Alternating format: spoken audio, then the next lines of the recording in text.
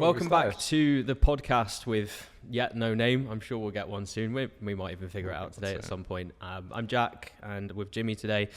In this, we're going to be talking about the reverse diet, which is the most overlooked part of losing body fat, because everyone just thinks it's easy. Everyone thinks that suddenly at the end of a diet, you can just go back to eating normal and live your normal life again. Yet that just leads to a lot of weight gain if you don't do it in the right way. So we're going to talk about why you need to do it, the things to look out for as you start increasing your calories again, and actually just the general way to actually increase your calories from the end of your diet. Now, Jimmy actually here is literally just finished a long diet phase himself, a bit different for a contest prep. So he is kind of in the midst of, I guess, a sense of a reverse diet right now. And like, how are you finding that? Like, how are you finding eating more food to start with, really? Yeah, I mean, it's great to sort of like get back to some sort of normal within your food, as you well know as well. But should put some pictures up of Jimmy's contest prep photos as well. I mean, you'll probably most likely see my face, but it's nice to get back to somewhat normal. But I think it's a period where you don't want to go too crazy at the same time. You've obviously got to take it quite easy, but it's good to get back to some normal food, mate. Yeah, just slowly increasing, but with that, obviously, as you know, again, the hunger increase is pretty crazy at the moment. So yeah, plenty of these sort of things at the moment. Plenty of monster, and it's weird, isn't it? Like suddenly you can eat more, but you feel hungry again. Yeah, it's such a weird place to be in, because I think everyone thinks that when they finish a diet, that suddenly eating more is going to be the easiest thing in the world. But I think there's mental differences, and there's, I guess, like psychological differences with when it comes to eating more, because what people probably don't realize is the longer you spend dieting, the more your hormones are going to be probably taking a bit of a tanking over that period of time, especially if you've got to like low body fat levels during that period as well. Like through a 6-month diet or losing 10, 20, maybe even 30 kilos for a lot of people, hormones are not going to be the same as what they were at the start. So ghrelin, leptin, they're all going to be totally like kind of out of whack, and you have to rebuild those back up. And this is why we see a lot of people finish their diets, gain, I don't know, 15, 20 pounds within a couple of weeks.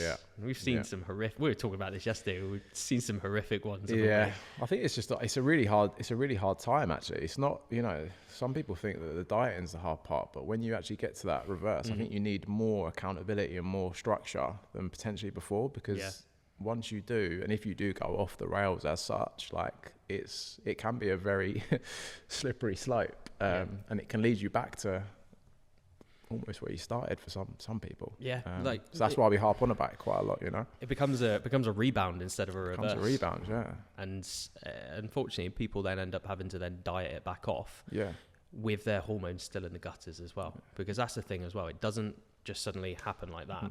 I think some people think that the reversal of like kind of, I guess, like your metabolism, where it's like kind of got to over the period of dieting, it's going to take many weeks to kind of come back to what is that more normal level. And if you've suddenly gained 15, 20 pounds with hormones still like in the shitter, your metabolism still a little bit like on the lower side where you haven't adapted to eating more food, that then becomes even harder to lose. Because it doesn't just suddenly just come back off. I feel it stays. Like, I remember a lot of my failed attempts in the past. I think people just think it's like a pinnacle, isn't it? It's like, I've finished my diet now. It's like, that's it, surely. But yes, it is a time that you can sort of start to relax a bit more. But like you say, you got to be careful. So you have got to do it with structure still. Or it can quickly go the opposite. It's the warning signs for me that we get, like I get from clients all the time, is I can't wait to go back to normal. That's my first warning sign when someone says to me, like, I'm just like, okay, I need to keep you accountable, because that normal is not what got you into this position in the first place. I mean, that normal is where you potentially started, right? Like where you come to us for help. That normal. Eating a croissant in the morning with a Starbucks coffee and you're 800 calories deep for your breakfast. That's the normal that everyone wants to get back to. That's prime Jimmy Neal, right? Almond croissant. Is that the drink and the food of choice at the minute then? So with the reverse then, again, we've talked about the I guess the damages psychologically and reversing calories back up for that reason. How would you go about it, like in terms of what you would do for clients? It's a bit different for yourself right now because of prep. You're in what almost classed as a recovery diet, which is completely different to a reverse. You want to get body fat up quicker. Yeah. But for someone who's just got, let's just say they've got to 10 to 15%, like the ideal range, they've got beach lean, they've done what they needed to, the hard work is done. What would be the first step that they should be taking if they're looking to start this reverse? So I think initially, I mean, obviously the calories are going to have to come up. Yeah. So depending on the person, how lean they've got, obviously we've sort of said that, you know, we're at a sort of an optimal range of what we would say reversible. So I like to get it up at least sort of 300 to 500 calories, like initial bump, see how that goes. And from there, it has to be an assessment over weeks, periods, typically, but you need to get that initial bump up. I like to keep my training the same, maybe like a touch deload. I don't really like that word too much, but a little bit of a reduction. What word? Which word is it? Deload. I love a deload, mate. Any excuse to not train. Any excuse not to train, yeah. Steps, I like to keep them in. I like to keep whatever's. I'll drop cardio. I think for most people, because I like to just reduce a little bit more of the stress. We kind of want to get rid of that inflammation, that stress. But calories up first week, assess again, just like a normal check-in would be. Come around, see what the weight's doing, see how the performance is, see how hormones are feeling, and depending on the weight gain or loss or maintenance, we would push up a little bit more, hold for a week, or we wouldn't typically have to go down if we're in a good spot. But it would be either that maintenance or slowly trickling up. I don't know if you do that any differently. Pretty much the same. I just think like weekly increases and then judging it by scale weights and how you look. Yeah. I think the biggest thing for me, and I think a lot of people watching this who've maybe tried to do it, is they will struggle with the initial bit of water retention they might have and not feeling the leanness that they ever have as they start to bring food up. Yeah. Because I think the mental side is we attach ourselves to our lowest scale weight. Yes. So let's just say you've dieted for 6 months and you've got to, I don't know, the lowest you've ever weighed, the best you've ever looked. Your abs are popping, like they look really grainy, or there's bicep veins, and it's fucking great, right? It's amazing. Sounds like last week, mate. Like it's one of those feelings that until you get there, it's hard to describe. Yeah. So it becomes almost a scary thing to eat more, because maybe a couple of weeks pass and you maybe don't feel as tight as you once did. Some of the food you're eating has maybe a bit more salt in, so you're retaining a bit more water, and that might look like body fat to you when you wake up in the mirror in the morning. But if anything, this is your body just getting a little bit more back to normal. And I think that's, to be honest, one of the hardest things that I know I struggle with, other clients struggle with, and a lot of people we speak to. And it's probably why they never really see it through, because it either comes all or nothing. You either stay very, very lean, or you just think, oh, fuck it, this is not working. Suddenly I'm going to gain all this weight back.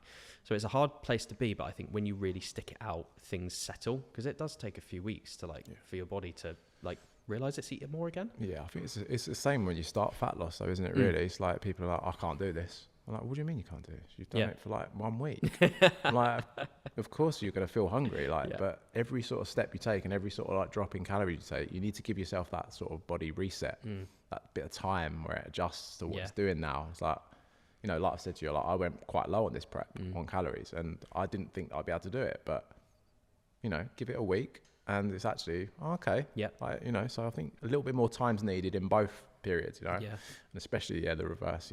Just looking at yourself, and you're not waking up and chasing them lows anymore, or scale weight, we know how rough that is for some people. Like this, all they focus about. So would you ditch it, like when the you're trying reverse? Like if someone's struggling mentally with seeing the gains? If you're struggling mentally, I would definitely first off, and I like to do this quite early actually, is just do 1 a week. Yeah, because that's a good idea.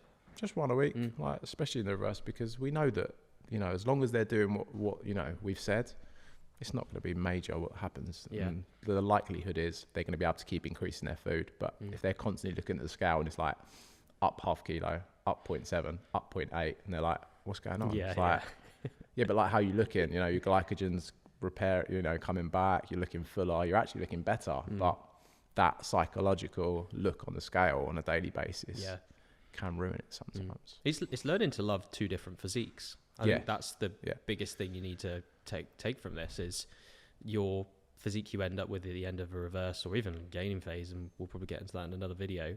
you just need to learn to like love the two differences of what they bring. Because when you're depleted, tired, and you've just finished a diet, you look great, but you probably feel like garbage. Like Yeah, I energy mean, is probably crap. When you reverse, you might not look as dialed in, but you've got energy again. Like just little normal daily tasks aren't as much of a chore as they used to be. And it's trade-offs. I think that's all it comes down to, is the trade-off of something is not going to be there, and you have to figure out what for you means more. Like I know for me, like getting lean is not something I always want to sustain. I just don't ever feel good being lean. Like I do it for a reason, for a photo shoot or a diet or whatever, but it's that period after where I like kind of feel my best. I'm still like in a good position, and I can have the energy to just do normal day-to-day shit. Yeah, and I think that's what we try to promote, isn't it? It's like, get your diet done, reverse, and you'll find that spot where you're like, okay, I look quite lean, really strong, performance is good, energy is good, like everything hormonally is good, like I feel good, work and energy levels. But yeah, it's obviously great. It's great to be lean, isn't it? It's great for the pictures, it's great for the gram, obviously. It's great for whatever, you want it for, but it shouldn't necessarily be forever, I don't think. No, and I think we sometimes bias our self-worth on how lean we are sometimes. It's the way Instagram grows, isn't it? Of everyone looking lean all the time, which maybe puts the wrong thought process in, like actually where you should sort of sit. Like the reality of it, right? It's like so many people are like, oh yeah, this lean year round. It's like, for most people, that's not really a viable option, is it? You know, like I know it's not for me anyway. Like, I won't get my abs until that last sort of 6 weeks of a diet, for instance, and then the rest of me's lean. But it's like, fuck. Yeah, for sure. How long do you think it's going to take someone to do it? So the reverse, for some people, it feel like it's a never going process, just because they probably do it wrong and gain loads of weight, they diet, and then they're back to gaining and dieting all the time. Yeah.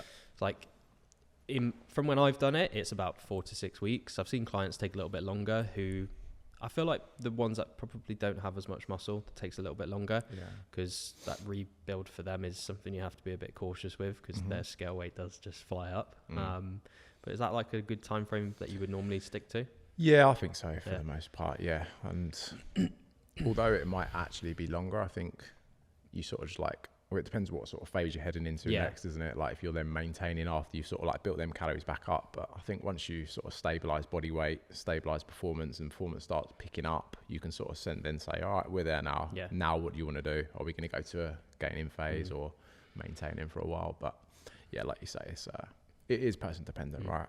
That next goal is important though, isn't it? Like the next goal after. Yeah, it's like, what do you want to do? It's fine either way. I think this is why a lot of people struggle with it. Yeah. It's not as they don't know what to do, because we talk about this all the time, but they've just spent so long working towards one goal, and then the next goal is not really that exciting. Like, let's be honest, like no one like finishes a diet and there's like, oh, I'm really excited to reverse my calories. No. I'm really excited to now maintain.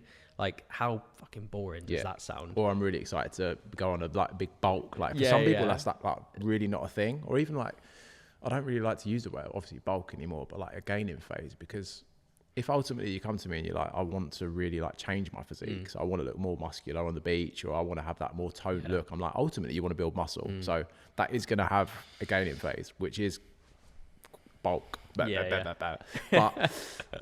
know, like you say, it's not really that exciting as such for them sort of phases. No. And I think this is where new goals and like kind of setting things that are probably like a year in, like kind of in the picture forwards, is the most important things. Because I think for wanting to carry on, you have to have something that's down the line. Like a lot of our clients we work with, that initial diet is part of the process. Like you said, if they want to gain muscle, they've got to go through what is a gaining phase or a bulk. And I hate those terminologies because they do just sound awful. You're going to bulk and gain. Just so outdated. Yeah, like I mean, it's fish and rice cakes. Let's just call it a growth phase. Growing. But yeah, having something to work towards, so then you can see the fruits of what that does in like a year's time. And I'm sure we can put some like kind of bits up on the screen of Omar.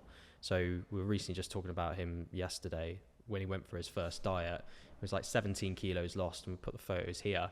He finished on about 1,500 calories, and like that's pretty low. Like I know for him at the time, he was really tired, his energy was rubbish. Those issues we spoke about with hormones being pretty crap. And then building up from there, I think we managed to get his calories up close to 3,000, and then we did a mini cut in 8 weeks. So his first diet was probably anywhere, I think it was just under 6 months. Yeah. Second diet, 8 weeks. That's the thing about doing a reverse properly, is being able to do that, get lean quick, rather than like having to drag it out for another 6 months because you didn't do the right thing in between. It's like how many people actually get to that point though. It's like I almost think that people think we're lying when they say, No. like, if you do it right the first time, reverse out, and then you can be 6 weeks away from looking your best on your holiday, and then you don't have to do like a 12-week, 16-week diet. You know, like you can be within that range, but. Yeah, I mean, it does sound too good to be true, and like you say, I think people think that we are lying because it sounds good. Like it sounds good in theory, but you have to put it into practice. I think you have to apply it, don't you? Like not everybody can do that, especially not alone. I think that's why we obviously get good results with the accountability we offer to people. I think you need more accountability after the diet than you do during it. Like obviously completely they all agree. have good reasons to be on it, but your reverse is the one that you need to be sticking with your coach. Like let's be honest, you need to stick with your coach in your reverse, especially if you've never done one before. Having that phase where you actually follow it through properly, do it properly for once. You don't have to do it again for life. Like, and again, we're not just saying that is just the reality of what can be done. Yeah, because it can easily be ruined. It is as important as a fat loss phase, I think. If you go through that fat loss phase, great, get the pictures, get the result you want. But how many times have we seen people that are like, okay, I think I'm good to go now on my own. And we're like, okay, cool, like that's sweet.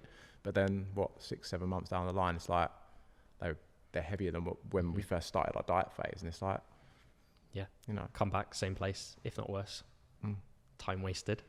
We just wasted a year. Which is, it's unfortunate for them because like I say, we don't want that to happen, do we? Like we want them to get there and be, I'm going away in 6 weeks. Like, cool, right, let's sharpen it up. Let's get back to where he was, and almost like mini sort of reverse out after that, and it can definitely be done. Yeah, it can be done, and I think it just shows the results we've got, what can happen off the back of it.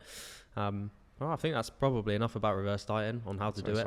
If you have any questions for us on actually the process itself, let us know, ask us, and I'm sure we'll be able to help guide you through it. If you want to download our 4 weeks free coaching, you can grab it in the link in the bio. This will help you get started with your diet so you're doing it the right way and not wasting your time. And again, follow us both on Instagram, and we'll see you in the next video. Peace.